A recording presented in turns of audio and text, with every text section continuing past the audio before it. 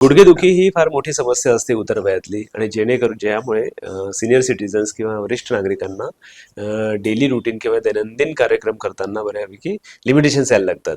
आज आपण देवतरे काकांसोबत हितगुज करणार आहोत. त्यांचा अनुभव गुडघेदुखीतील कसा होता, त्याच्यावरती उपाययोजना काय काय करण्यात आलेल्या आहेत आणि त्यांचं ऑपरेशन झाल्यानंतर रिकव्हरी कशी होती आणि त्यांचं आता आयुष्यमान कसं आहे. काका नमस्कार. नमस्कार सर. नमस्कार सर्वप्रथम आपल्याला गुडघेदुखी कशा प्रकारची होती? सर. मला तुमच्याकडे यायच्या वर्षभराआधी माझ्या दोनही नी मध्ये पेन चालू झाला होता. ऍक्च्युअली ते ओव्हर वॉकिंग मुळे झाला असेल कदाचित, कारण मी 10-11 किलोमीटर रोज पहिले वॉक करायचा. अमरनाथ आणि केदारनाथ सुद्धा मी पायी चढलेलो आहे वरती. तर ते दुखणं जाणवून आल्यानंतर मी तुमच्याकडे एक जुन्या हॉस्पिटलला एकदा आलो. तेव्हा तुम्ही मला मेडिसिन दिली. मेडिसिन दिल्यानंतर मला काही फरक पडला नाही म्हणून मी इकडे नवीन आपल्या हॉस्पिटलला शिफ्ट झालो.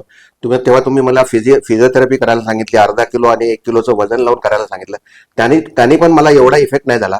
शेवटी तुम्ही बोलला की आता एकच पर्याय उरला आहे की या एका पायाला आता इमिजिएट करावं लागतं आणि दुसऱ्या पायाला जवळजवळ 60% कार्टिलेज गेला आहे, त्याला आपण प्रोलॉंग करू शकतो. पण मग आम्ही आमची मनाला खंबीर केला आणि म्हटलं की नाही, एकदाच दोन्ही याचं करून टाकूया. सो एकाच त्रासात दोन्ही गुडघे होऊन जातात. आणि ऑपरेशन झाल्यानंतर मला काहीही त्रास जाणवलेला नाही. एक दुसऱ्या दिवशी हलकाचा त्रास जाणवला तेवढाच, बाकी त्याच्यानंतर माझं अगदी स्मूथ चालू आहे. बरं, ही गुडघेदुखीमुळे जी डेली रुटीनचे काही समस्या यायच्या का? तुमचं चालणं फिरणं कमी झालं? येस. आधी चालणं फिरणं कमी झालं होतं, म्हणजे पेन असल्यामुळे शक्य होत नव्हतं ते. पण आता नॉर्मली मी 6 ते 7 किलोमीटर ऍज ऑफ नाव चालतोय. जवळजवळ 11-12 फ्लोअर माझी बिल्डिंग आहे, 11 फ्लोअरची.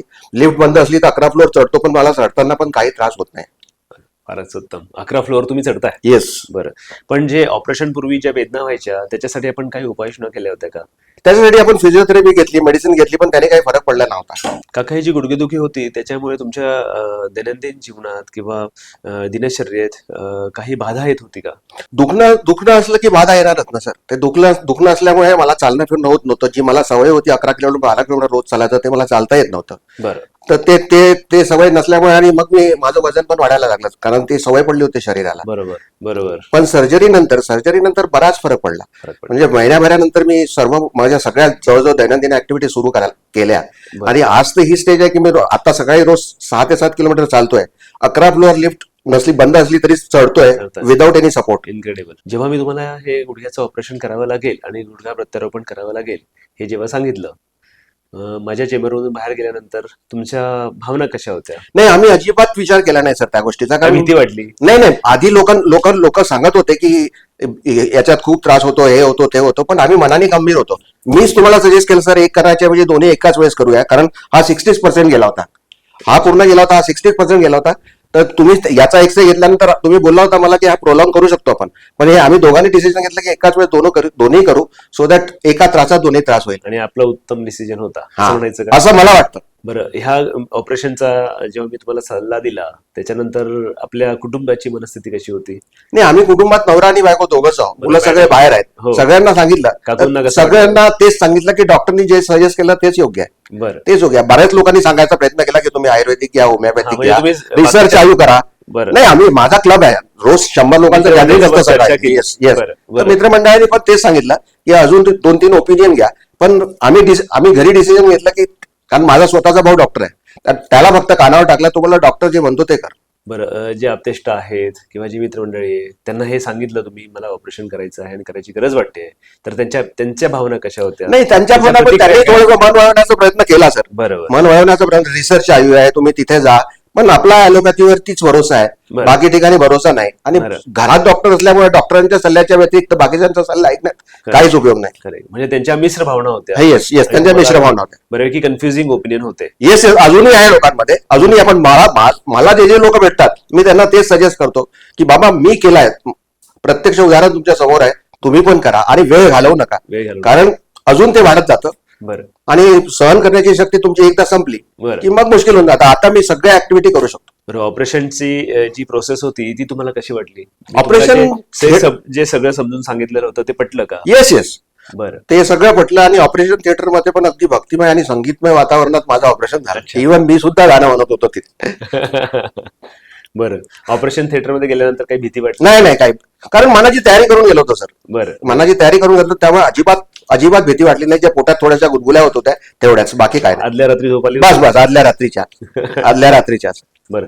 ऑपरेशन नंतरचा अनुभव कसा होता? ऑपरेशन नंतर फक्त दुसऱ्या दिवशी हलकासा त्रास झाला मला. बरं. इथून सुट्टी झाल्यानंतर जी तुमची फिजिओथेरपिस्ट आली तिने मला पहिल्या दिवशीच विदाऊट वॉकर चालवलं, पहिल्या दिवशीच. बरं. आणि मी पहिल्या दिवशी फक्त भिंतीचा सपोर्ट घेतला, दुसऱ्या दिवशी अगदी नॉर्मल चालायला लागला. म्हणजे पहिल्या 24 तासात तुम्ही चालायला लागला? येस, दुसऱ्या दिवशी उभं केलं होतं तुम्ही. कारण बऱ्याच पेशंटची भीती असते की सर्जरी नंतर मला अंथरुणात झोपून राहायला लागेल, मी डिपेंडंट नाही, मला असा काही त्रास झाला असं काही नाही. मला असा काही त्रास झाला नाही. आणि तुम्हाला कोणा की कॉन्फिडन्स वाटत होता? Yes yes yes yes. बरं. जेव्हा तुम्ही हॉस्पिटलमध्ये ऍडमिट होता तेव्हा तुमची प्रतिक्रिया कशी होती किंवा तुमचा अनुभव कसा होता? स्टाफ एकदम कोऑपरेटिव्ह तुमचा. बरं. एक स्टाफ अगदी कोऑपरेटिव्ह, प्रत्येक म्हणजे बेल वाजवल्याबरोबर तत्पर राहत होते. बरं. एकदम चांगला अनुभव होता मला हॉस्पिटलचा. बरं. तुम्हाला असं कधी वाटलं का की आपला निर्णय चुकला आणि मी कदाचित नाही, असं कधीही वाटलं नाही, कारण तो मी स्वतः घेतलेला निर्णय होता. बरं. कोणी लादला नव्हता माझ्यावर. आम्ही दोघांनी मिळून घेतलेला निर्णय होता. बरं. आणि मला असं वाटतं की आता त्याचं चीज झालं. तर पूर्वीचं आयुष्य, ऑपरेशन पूर्वीचं आणि आताचं आयुष्य याच्यात फरक वाटतो? येस, ऑपरेशनच्या आधी जो त्रास होता तो आता दिवसेंदिवस कमी होत चालला. नो डाऊट की ते ओरिजिनल होतं, हे आपण आर्टिफिशियल लावलाय. हो. पण एनिवे त्रास तर कमी झाला. त्रास कमी झाला. तुमच्या आता चालण्या फिरण्यात काही बंधन? अजिबात नाही. तुम्ही म्हणाला अगदी 11 फ्लोअर तुम्ही चढू येस शकता. चढू शकतो मी. 10-11 किलोमीटर चालू शकतो ऍट अ स्टेट. म्हणजे 6:15 निघतो, 8:30 घरी येतो. तेवढा वेळ मी उभा राहतो. करेक्ट. बागेत फिरणं वगैरे? बागेत सकाळी फिरणं, हास्य क्लबला 45 मिनिट हास्य क्लब. इथून 2.25 किलोमीटर ते पडतं. Correct. तिथे 45 मिनिट ऍक्टिव्हिटी केल्यानंतर 2.25 किलोमीटर पायी चालतो आणि गार्डन मध्ये 5-6 फेऱ्या मारतो. म्हणजे 6 ते 7 किलोमीटर रोज चालतोय. पूर्वीचे बंधनं यायची चालता फिरताना? नाही, ते नाही. फक्त आता माझं जर पलकट मारण्याचे आहे, जवळजवळ 80% 90% झालाय. बरं. मुवमेंट छान आहे, कम्प्लीट. म्हणजे मी अजून हिंमत नाही केली, कारण सर तुम्ही बोलला होता की त्याला 6 महिने टच नका करू. 6 मध्ये मी जॉगिंग सुरू केलं होतं, बरं. पण तुम्ही सांगितल्यानंतर जॉगिंग पण बंद केलं. पण मी धावू शकतो, छान धावू शकतो. जरा लवकर होईल धावणं. हा. बरं. मग माझ्याविषयी पर्सनली अनुभव कसा होता? तुमच्याविषयी काय सांगू सर. मूर्तीच अशी आहे की एकदम हसरी मूर्ती आहे. बरं. बघितल्याबरोबर अर्धा रोग तसा संपतो. अच्छा. पण माझ्याकडनं जे तुम्हाला जे काउन्सिलिंग झालं होतं की सर्जरी काय असते, रोबोटिक व्हॉट इज रोबोटिक्स आणि त्या तंत्रज्ञानाचा कसा ऍडव्हान्टेज होतो हे पटलं होतं? येस ते सगळ्यात महत्वाचं. सगळ्यात. त्याच्याशिवाय घेतला नसता ना निर्णय. बरोबर. आमच्या स्टाफ विषयी काय मत आहे? स्टाफ एकदम कोऑपरेटिव्ह सर, एकदम कोऑपरेटिव्ह, एकदम पोलाइट. त्यांनी सगळ्यांनी व्यवस्थित येस वागणूक येस येस दिली. येस येस कुठेही काही तक्रार नाही. बरं. आणि हॉस्पिटल वेंचर विषयी काय होतं? हॉस्पिटल ही सुंदरच आहे. सर, आमच्या प्रेक्षकांसाठी काही संदेश देऊ शकतो? येस, प्रेक्षकांना मी हेच सांगेल की दुखायला लागलं की तुम्ही डॉक्टरांचा सल्ला घ्या. आजूबाजूचे लोक एन नंबर ऑफ ओपिनियन देतील, पण मनात भीती न ठेवता तुम्ही स्वतः आपल्या मनाचा खंबीर निर्णय घ्या आणि ऑपरेशन करा. ऑपरेशनला टाळणं म्हणजे तुमचं दुखणं वाढवणं आहे. बरोबर. कॉम्प्लिकेशन्स वाढतात, येस पेन वाढतो. येस येस आणि डेली रुटीन डिस्टर्ब व्हायला लागतं. Yes. जसं तुम्ही म्हणालात ऑपरेशन न करता मला चालताना त्रास व्हायचा. त्रास झाल्यामुळे मी कमी चालायचो आणि वजन वाढत चाललं होतं. त्याच्यानंतर बरेचसे व्याधी जडतात. म्हणजे ऑपरेशन नंतरचा तुमचा अनुभव हा समाधानकारक होता. खूप समाधानकारक आहे. बरं. खूप समाधानकारक आहे. आता तुम्ही सहलीचं नियोजन करताय? येस असं ऐकलं. येस. बरोबर. आधी त्या ऑपरेशनमुळे पोस्टपोन केलं होतं, पण ते आता कम्प्लीट करतोय. भूतानला जायचंय? भूतानला जायचं आहे. बरोबर. तुम्ही माझ्याकडे कमिटमेंट घेतलेली हा. की मला सहलीला जायचंय आणि मला जायचंच आहे. येस येस येस म्हणजे ते आता आपण पाळू शकतो? Yes yes. आता मला काही त्रास जाणवत नाही, काही त्रास जाणवत नाही. काका, इथं आल्याबद्दल आणि आपलं मनोगत दिल्याबद्दल आपले शतशः आभार आणि धन्यवाद. धन्यवाद सर. गुडघेदुखी ही उतार वयातली सगळ्यात मोठी समस्या असते. ह्या गुडघेदुखीमुळे दैनंदिन जीवनावरती परिणाम व्हायला लागतो. बरेचसे वरिष्ठ नागरिक आपलं चालणं फिरणं कमी करतात. आपण देवतरे साहेबांशी बोलल्यानंतर, त्यांचं मनोगत ऐकल्यानंतर आपल्याला कळलेलं आहे की ऑपरेशन पूर्वी किंवा गुडघेदुखी बळावल्यानंतर आपले दैनंदिन जीवनाचे अडचणी यायला लागतात. उठणं बसणं कमी व्हायला लागतं, मित्रमंडळींसोबत जाणं कमी व्हायला लागतं. आपलं चालणं फिरणं आणि शरीराची ऍक्टिव्हिटी किंवा हालचाल बंद झाल्यानंतर वजन वाढायला लागतं. ह्या सगळ्या समस्या या गुडघेदुखीमुळे उत्पन्न होत असतात.